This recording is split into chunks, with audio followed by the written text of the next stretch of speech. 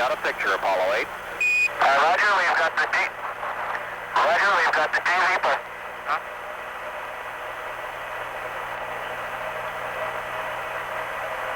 Jeff, come on. How's the picture look, Houston? Loud and clear. The TV look okay? That's very good.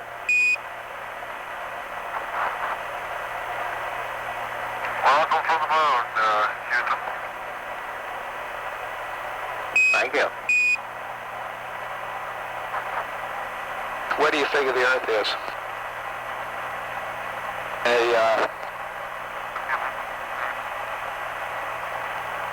You're talking about the one right in the center of the picture there?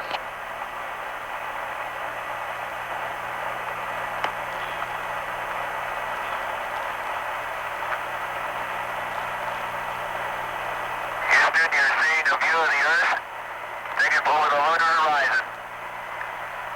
We're going to follow the track until the terminator, where we will turn the spacecraft and give you a view of the long shadowed terrain at the terminator, which should come in quite well in the TV.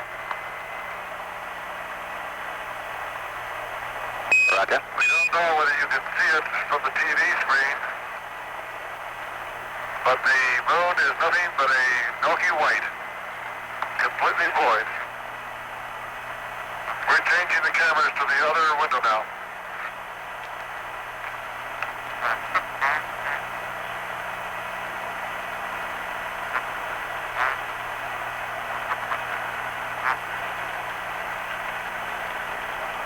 This is Apollo 8 coming to you live from the moon. We've had to switch the TV camera now. We showed you first a view of Earth as we've been watching it for the past 16 hours. Now we're switching so that we can show you the moon that we've been flying over at 60 miles altitude for the last 16 hours. Bill Anders, Jim Lovell, and myself have spent the day before Christmas up here doing experiments, taking pictures, and firing our spacecraft engines to maneuver around. What we'll do now is follow the trail that we've been following all day and take you on through to a lunar sunset. The moon is a different thing to each one of us. I think that each one carries his own impressions of what he's seen today. I know my own impression is that it's a vast, lonely, forbidding type existence or expanse of nothing. It looks rather like clouds and clouds of pumice stone. And it certainly would not appear to be a very inviting place to live or work. We have FM downlink. Jim, what have you thought most about? She's changing the lens. So, Frank, my thoughts were very similar. The vast loneliness up here of the moon is awe-inspiring, and it makes you realize just what you have back there on Earth. Oh. The Earth from here is a grand oasis in the big vastness of space. Network flight. Be sure they keep passing the signal even though there's no modulation on I it. think the thing that impressed me the most was the lunar sunrise and sunset. No, so what you have right now is a test pattern, so we have to keep a sync in the machine to keep it from freewheeling out there. And the long shadows really bring out the relief that is here and hard to see in this very bright surface that we're going over right now. You describe that. That's not color, Bill. Describe some of the physical features of what you're showing. Capcom flight, tell them, ask them if they have, they think they're transmitting a picture that we don't have any modulation down here. Apollo 8, Houston, we're not receiving a picture now, over. Flight network. Go. Goldstone reports to have FM downlink and sync, but no modulation. Now coming on to appears the camera might not be on. A small mare region covered with Capcom flight, you copy a that? dark level material. That they've got modulation, but they sync, but they don't have any signal. I mean, they've got the FM downlink, but they don't have any modulation on that. Tell them that we're not getting any modulation down here, but we are getting a downlink. These mountains are the Pyrenees. Apollo 8, we are not receiving modulation on the signal. We have to have sync. Are you reading us, Apollo, Houston? Apollo 8, we're reading you loud and clear, but no picture. We have no modulation. Roger, we understand. Take a look now. How about now, Apollo? Loud and clear.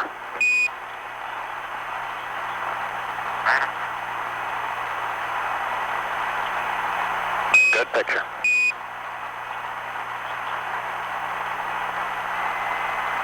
What you're seeing as we cross by sea are the craters Kastner and Gilbert. And what we've noticed especially that you cannot see from the Earth are these small, bright impact craters that dominate the lunar surface.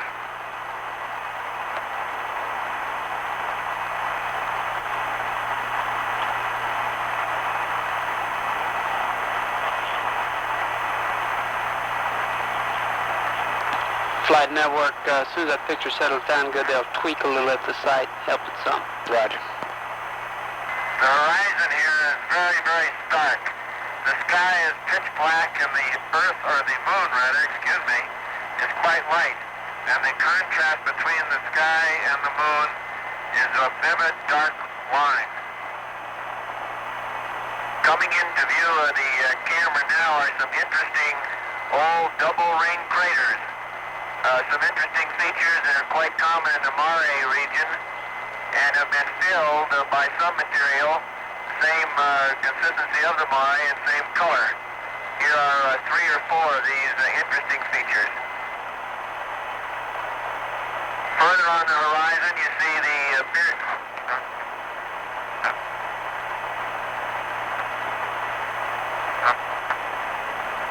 the mountains coming up now are heavily impacted with numerous craters whose central peaks you can see in many of the larger ones. Actually, I think the best way to describe this area is a vastness of black and white. Absolutely no color.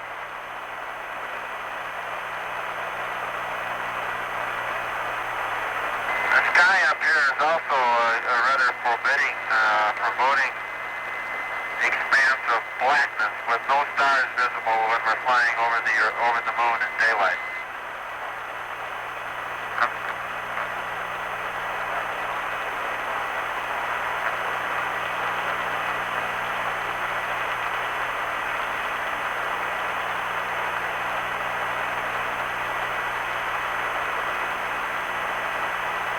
You can see by the numerous craters that this planet has been bombarded through the eons with numerous small asteroids and meteoroids pockmarking the surface every square inch.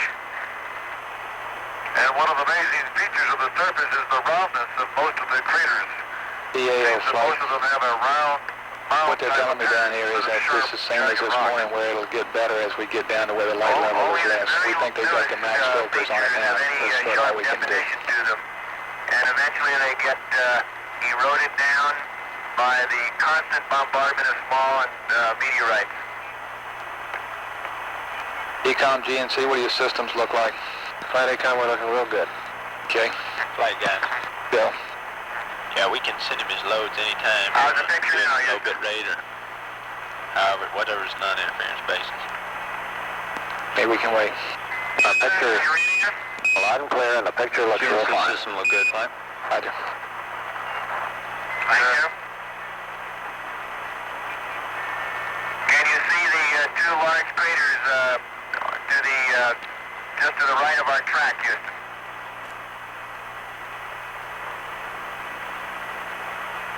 Affirmative.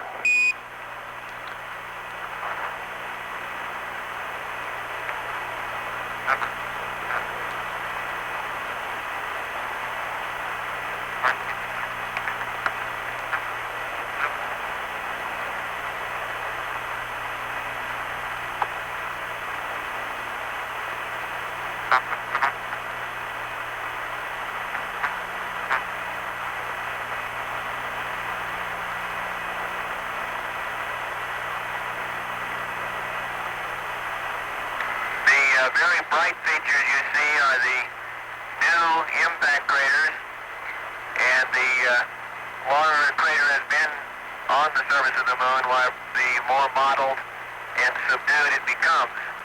Some of the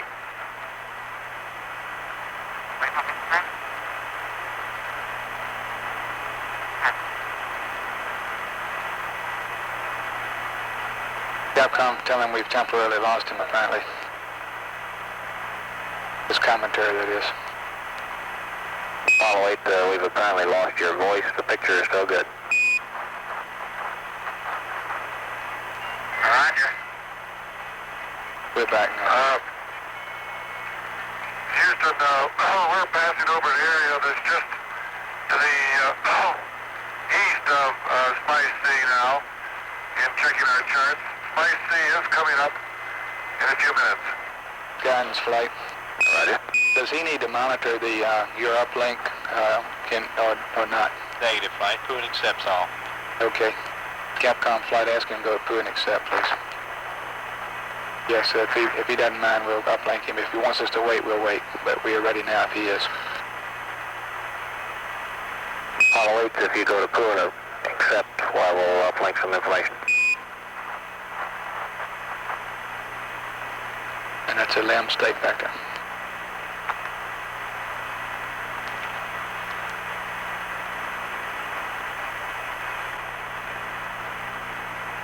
Right.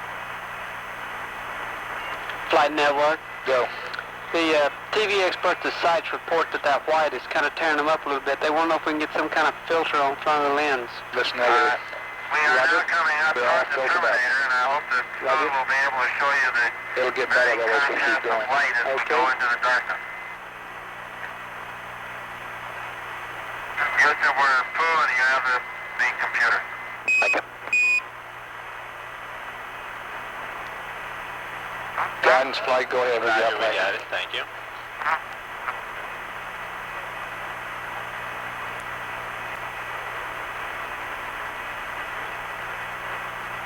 We're now approaching a series of small impact craters. There is a dark area between us and them, which could possibly be a old lava flow.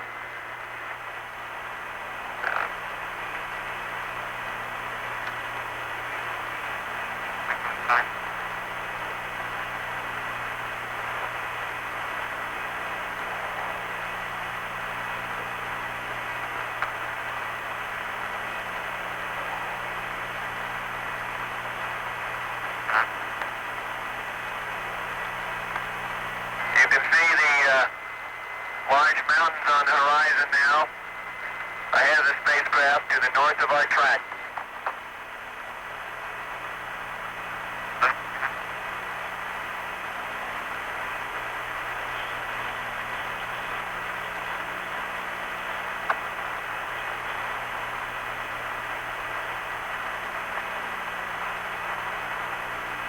The intensity of the sun's reflection in this area makes it difficult for us to distinguish the features we see on the surface, and I suppose even harder on the television. But as we approach the Terminator and the shadows become longer, you'll see a marked change.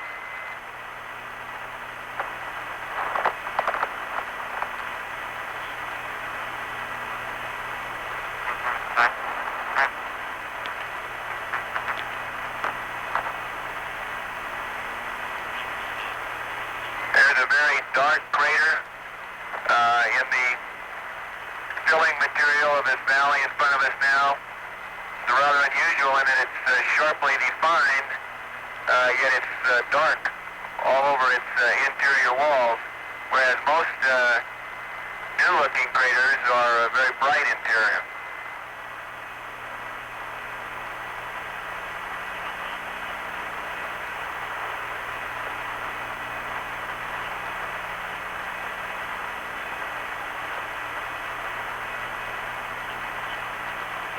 Small impact crater in front of us now in the little mare, well defined, quite new, and another one approaching. The spacecraft is facing north from our track. We're going sideways to our left.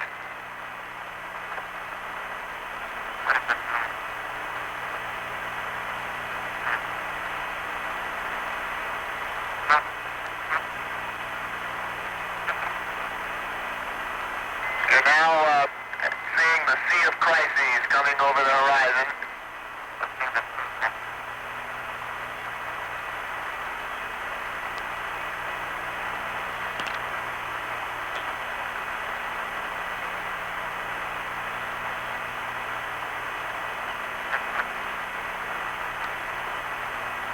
Guidance flight, how your uplinks going? We're done. Flight just coming to you.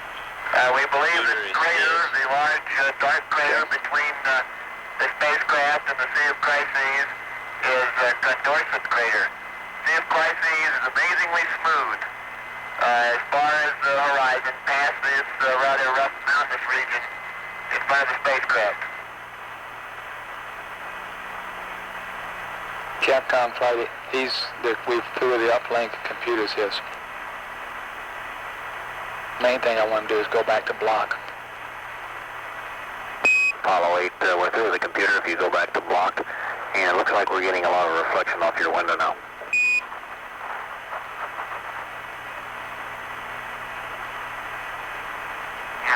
Econ flight, are you setting up for your Regular go? switch windows. You still got some minutes yet? Roger, flight, we're standing by. Okay. You still go on your systems? We're looking good, flight. Flight retro. Go.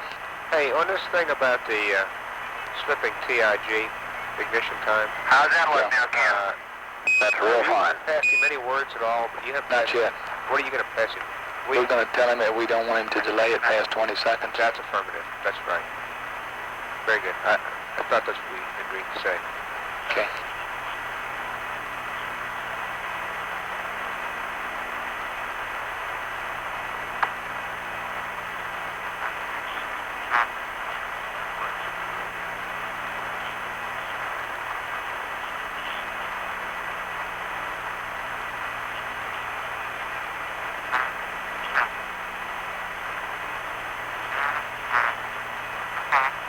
Guidance flight is in block. Affirmative flight. Thank you. Apollo 8, can you tell us which window you're looking out? And there's a large crater that looks like it's sticking up in the upper right-hand corner of our picture. Do you identify that one?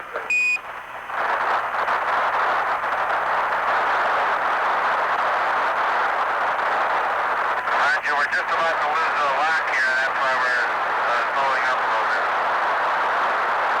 We see the Sea of Crises in front of us now, and we're looking at the left-hand rendezvous window.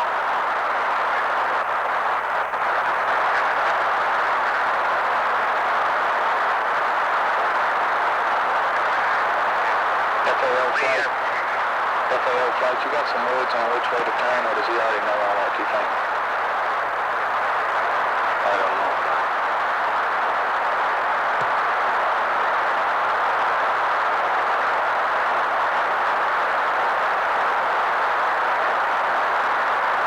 Houston, how are you reading us now? Loud and clear. The crater you see on the horizon is the Sea of Crisis.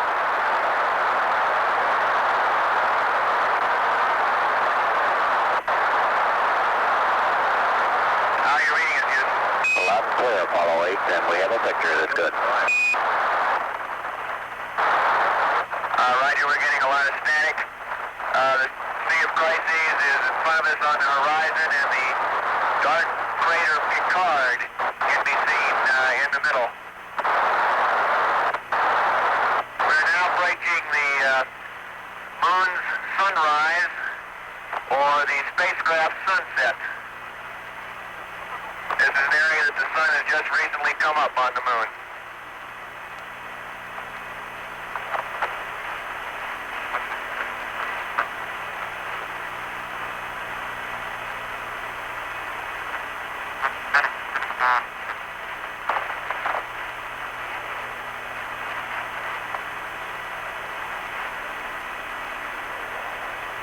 See the Mari, we're over now as a model look about it, but not very heavily cratered, so it must be relatively new. This is the Sea of Fertility, and we're coming up on a large crater, the Delta Rim variety.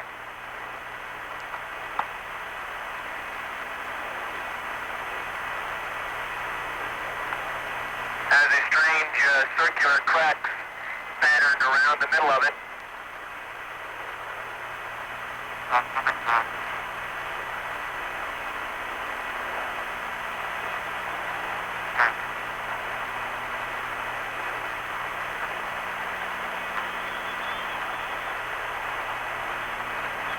Crater that you're seeing now is about 30 or 40 miles across.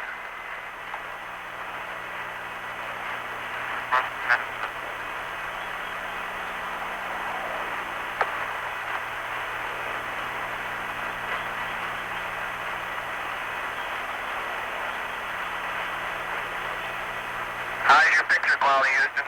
This is phenomenal. There's an interesting rill directly in front of the spacecraft now. Running along the edge of a small mountain. Rather sinuous shape with right angle turns.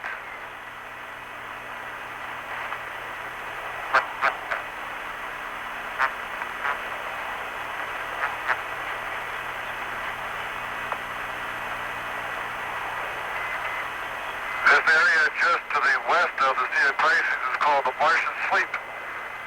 And to the west of that is the Sea of Tranquility.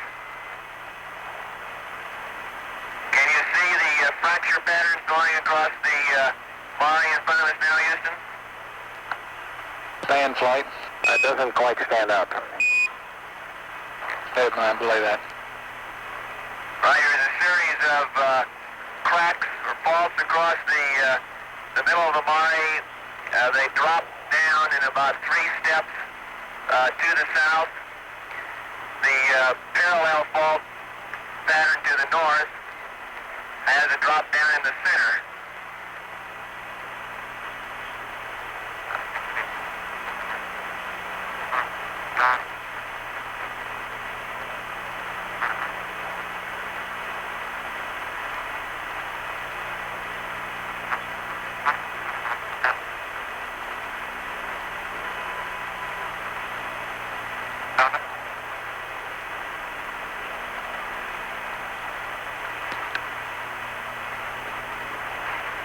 I hope that all of you back on Earth can see what we mean when we say it's a rather foreboding horizon, a rather dark and unappetizing looking place.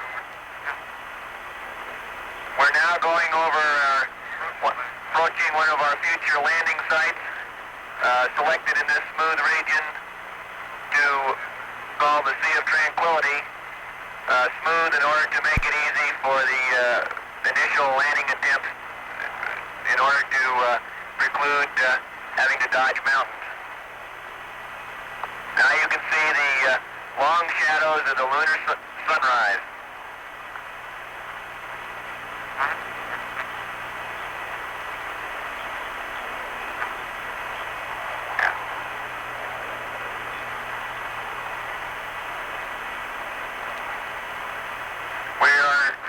Now approaching lunar sunrise, and for all the people back on Earth, the crew of Apollo 8 has a message that we would like to send to you.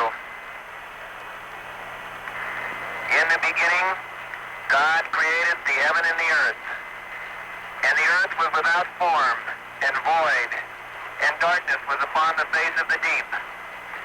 And the Spirit of God moved upon the face of the waters. And God said, "Let there be light." And there was light. And God saw the light, that it was good. And God divided the light from the darkness.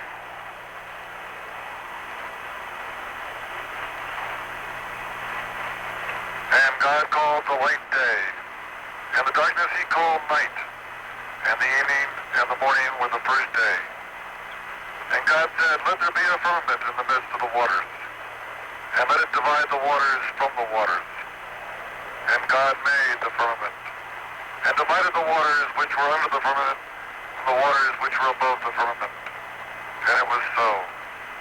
And God called the firmament heaven, and the evening and the morning were the second day.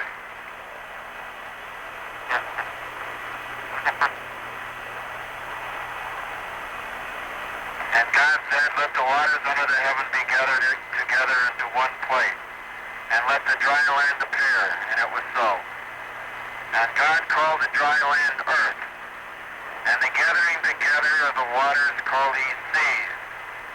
And God saw that it was good. And from the crew of Apollo 8, we close with good night, good luck, a Merry Christmas, and God bless all of you on the good earth.